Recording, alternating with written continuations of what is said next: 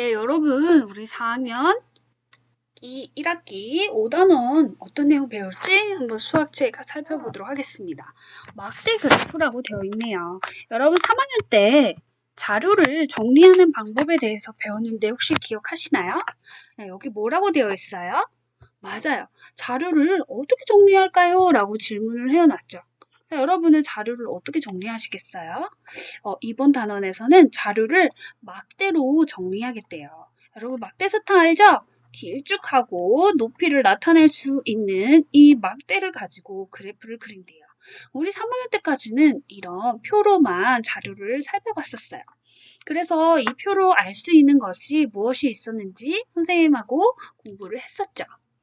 그런데 이제 올림픽에 참가한 우리나라 선수 수를 이렇게 표로 나타내지 않고 막대 그래프로 나타내기로 했대요.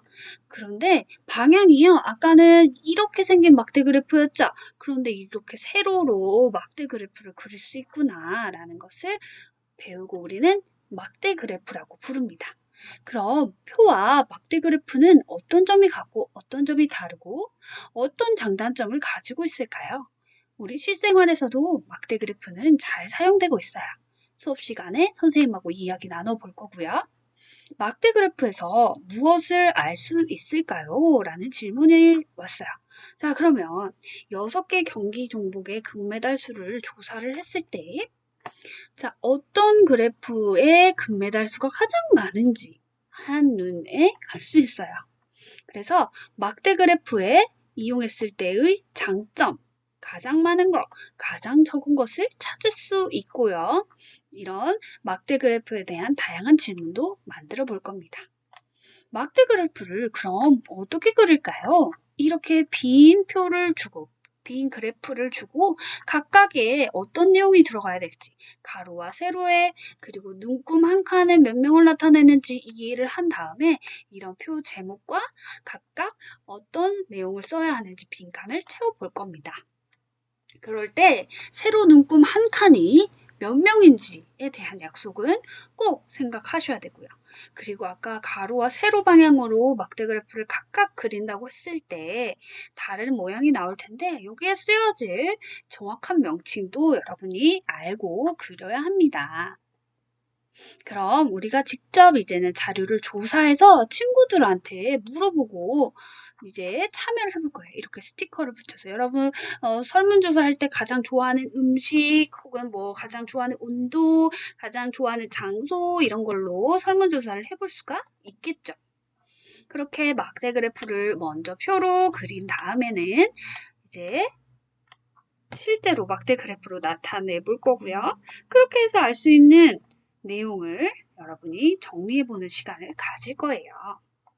우리 실생활에서도 막대 그래프가 많이 사용되고 있는데요. 자, 이런 체육활동 기록을 막대 그래프로 나타냈을 때 우리 실생활에서는 또 어떤 내용이 막대 그래프로 나타날 수 있을지 생각해보고요. 양궁 대표 선수로 친구를 한 명 정하려고 하는데 각각의 기록을 살펴봐야 되잖아요. 그런데 표로는 잘 한눈에 드러나지 않는데 이렇게 막대 그래프를 이용해 보니까 수일이랑 슬기 중에 누구를 양궁 대표로 해야 할지 결정이 된다고 해요. 여러분 정말 그럴지 호기심을 가지고 수업에 참여해 보도록 합시다. 그래서 실제로 우리 1988년 올림픽부터 리우데자네이루 최근의 올림픽까지 자, 메달 수를 가지고 이렇게 막대 그래프를 그려봤다고 하네요. 자, 그러면 이제 우리가 실제로 올림픽 종목에서 조사를 해서 직접 막대 그래프도 그려볼 겁니다. 그래서 탐구 수학에서는 올림픽에 관련한 막대 그래프를 보고 직접 여러분이 해석, 풀이, 이해해보는 시간을 가져보도록 할 거예요. 이렇게 우리 4학년 1학기 막대 그래프에서는요. 자료를 정리하는 방법 중에 한 가지인 막대 그래프를 그리는 방법과 해석하는 방법을 이해하는 단원입니다. 자, 모두